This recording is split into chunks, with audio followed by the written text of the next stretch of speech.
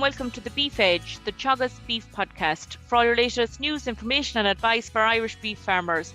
I'm Catherine Egan, and with silage ground being closed on many farms across the country at the moment, I'm joined by Teagasc advisor Peter Lawrence from Tinahely, County Wicklow, to get an insight into reducing costs while balancing silage quantity and quality. Peter, you're very welcome. Farmers are starting to close up silage ground at the moment. What's the first thing farmers need to consider? This year, with the costs of all input costs have increased on farms, but I suppose we're now early April, so look, a lot of people be fertilising their silage ground and getting ready for the winter ahead. But look, I suppose the first thing farmers need to do is put a plan in place. That's the starting point, and where I'd step one with that would be define, I suppose, what kind of silage the farmer needs, like what's the highest quality is required on his farm.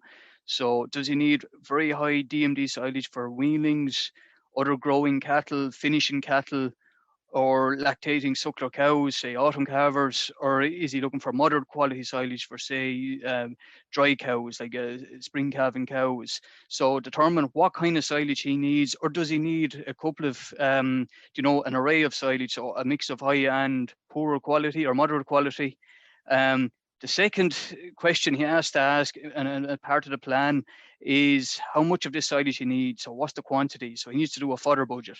So just to sit down, work out, what their number of stock are going to be, how many months for the winter, and what silage is required to feed that stock. And then obviously is to kind of work out what area of ground they need to cut based on yields. That's great, Peter. And I suppose really you mentioned that they're touching on applying fertilizer this time of year. How much nitrogen, phosphorus and potassium does a crop of silage require? Yeah, so I suppose the advice we'd give to farmers is, if we look at maintenance alone, so what are the essential levels of N, P and K, so nitrogen, phosphorus and potassium, to grow a good crop of silage. So if we look at it for maintenance, so a crop will need, based on a 5 ton crop per hectare, 5 ton of dry matter per hectare. So that's equivalent to 10 bales of silage per acre, give or take. So what that crop will need is 100 kilos of nitrogen, 20 kilos of phosphorus and 125 kilos of potash. So what that equates to is about 80 units of nitrogen per acre, 16 units of phosphorus per acre and 100 units of potash or potassium per acre. That's what's required on a 5 ton crop per hectare of dry matter, or 10 bales per acre of silage. And just to add to that, Catherine, sulphur deficiency is most likely on light sandy soils that are free draining with low organic matter. So farmers should try and spread 12 to 15 units of sulphur per acre. So that can be added to the nitrogen source or the compound they're spreading. And the reason for this is sulphur, it'll help nitrogen be used more efficiently. And what would be the best way to apply that requirement, Peter? Yeah, so look, obviously, like you said at the outset, Catherine, with costs of fertilizer, I suppose in an ideal situation, if there's cattle slurry on the farm, organic manures, that's the cheapest form of, I suppose, fertilizing or getting a lot of your fertilizer requirements out, particularly for your potassium. And the reason why we'll use cattle slurry as an example is ideal is the ratio for the requirement for P and K is 6-1, for the crop. Cattle slurry is actually balanced at around 6-1 for P and K. So we'll say cattle slurry, we'll say our book values are roughly around 6, 5, 32. So 6 nitrogen, 5 phosphorus, and 32 for potash. Fair enough, the nitrogen may change depending on how you spread it, but that is ideally balanced for your P and K requirements. So spreading cattle slurry at a rate of 2,500 gallons to 3,000 gallons an acre, that should make up your P and K requirements solely. So then you can top dress with your protected urea to make up, your remaining, say, 60 units of nitrogen from a chemical form. Obviously, if you don't have access to cattle slurry on your farm, Look, one would have to look at going solely chemical. So I suppose the compounds that are ideally suited to growing a crop of silage are something with high potassium levels. So you're looking at your 0730s, 13620, that kind of a blend of a fertilizer. Not so much maybe say your Cutswords, because you're just not getting enough K in your slurry. Your Cutsword is ideal to complement slurry, but to grow a crop alone without slurry, relying on your 24, 2.5, 5s, there's just not enough K in it.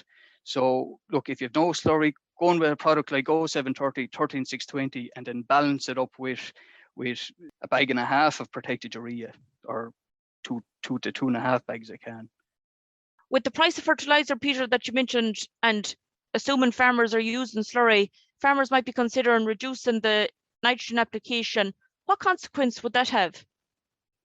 Yeah, Catherine, and look, what we don't want is, say, this time next year is a shortage of fodder on farms. So, and the reason I say that is, like, nitrogen, that's the driver of yield for growing grass and obviously for growing silage.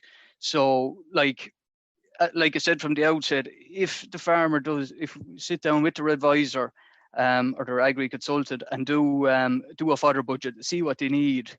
Your fertilizer your nitrogen is very important to getting that yield. So if you're trying to grow your 10 bales per acre, your target yield, like there's not much room, to cut your nitrogen. If you're going for, trying to get most of your silage on your first cut round. Also, Catherine, to get the best bang for your buck and the best response from your fertilizer, growing as much of your silage ground as you could, or your silage crop, say 70-75% of what you need in the month of May, and cutting, say, late May, early June, so growing it in April and May, that's when you get the best bang for your buck for your fertilizer. And you mentioned, Peter, I suppose the high costs there are this year and farmers completing their fodder budget. But how can they best try to balance the quality and quantity aspect, and how could that be achieved? Yeah, that's a good question, Catherine, and it's one I've been had a few calls on. Look, if we're to look at today's spot prices on the feed market, like, and for cereals, like the cost of ration has been going up, and it's gone up again for this month in April. So look, one can only assume that come next winter, feed cereal costs are going to be quite high. So look, for the farmer, like, he's in control at the moment.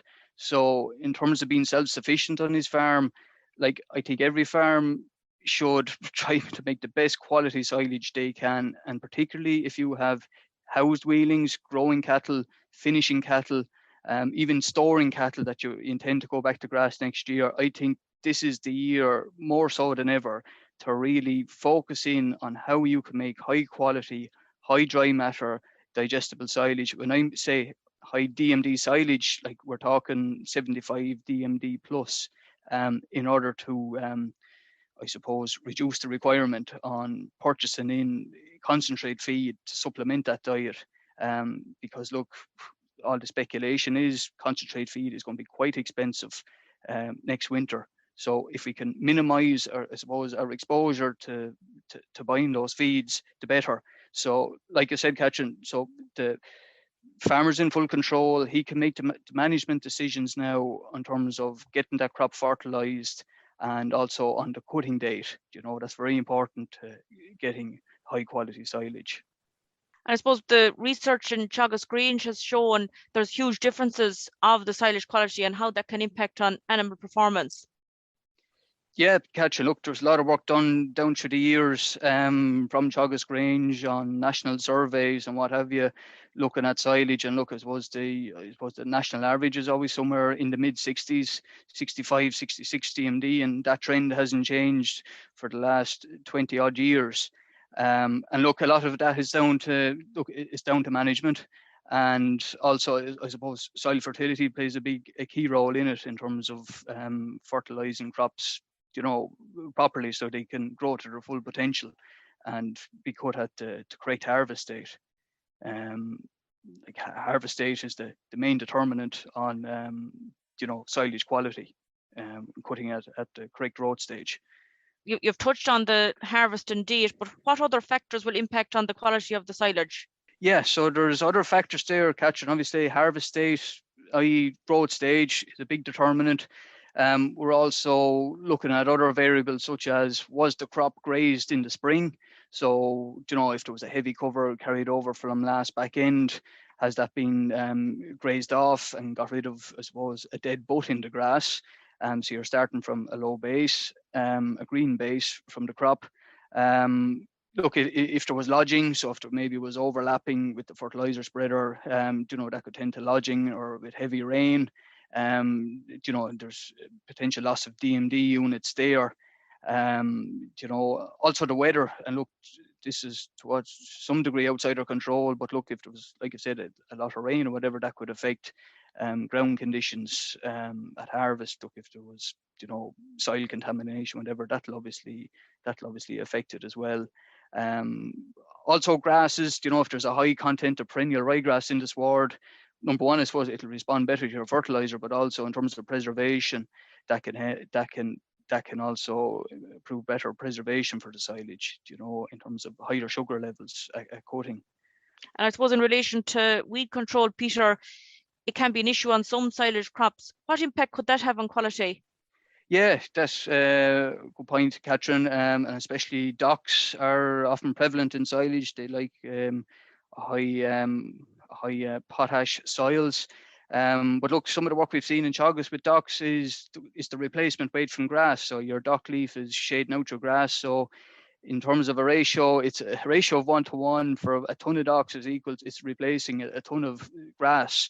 So in a year like this, when you're spreading expensive fertilizer to grow a crop of silage, look, we don't want to be growing docks instead of grass, number one. Also, number two, if you've a high infestation of weeds or docks in the field, look, in terms of preservation, that can affect the conservation of the feed, but also the feed value, the feed value of, your perennial ryegrass versus docks, higher feed value in grass, obviously, or clover in the sward. So it's important that farmers would talk to their advisor in relation to weed control on silage ground. Exactly, Catherine. And if they're putting a plan in place, look, and if they're going to use herbicides, is to plan it early enough that, you're spraying in good conditions, in growing conditions, ideally. And, you're going to be treating the weed at the correct growth stage to get, maximum return from your herbicide investment. And also not to leave it too late, because sometimes I've seen crops of silage where the docks, they were fairly well developed, but you're bringing in a lot of dead material into your silage then. So it's better to treat them earlier if possible. Finally, Peter, you've covered a lot of points. What are the top tips farmers should consider? Okay, for this year ahead, Catherine, obviously is to sit down and do a plan. So do a plan, determine, look, what kind of silage you need, your fodder budget, okay, and what you need for the year ahead. The second one is, like everyone's talking, the cost of fertilizer. So look, ideally, if a farmer has soil samples on his farm and has a history of the soil fertility, try target your cattle slurry onto your silage ground, okay? Like I said, it's well suited the way it's balanced, and you're getting a lot of your K requirements from your cattle slurry. And then number two is, look, try grow as much as your silage earlier. Don't delay and try to, grow it later in the year. Try grow it earlier in the year. That's when you're going to get the best response from your fertilizer. So by having your fertilizer out in April and able to grow it in April and May, and to be able to grow it in late May, early June. That's great, Peter. Some great tips and advice. Thanks, Catherine. That's all for this week's episode. My thanks to Peter for joining me on the show. You can catch up on all other shows and interviews from the Beef Edge podcast on the Teagasc website at teagasc.ie, or you can listen on Apple and Google Podcasts as well as Spotify. Don't forget to rate, review and subscribe so you never miss a show. For all other updates from our beef programme, keep an eye on our Twitter and Facebook pages. Until next time, I'm Catherine Egan, and thanks for listening.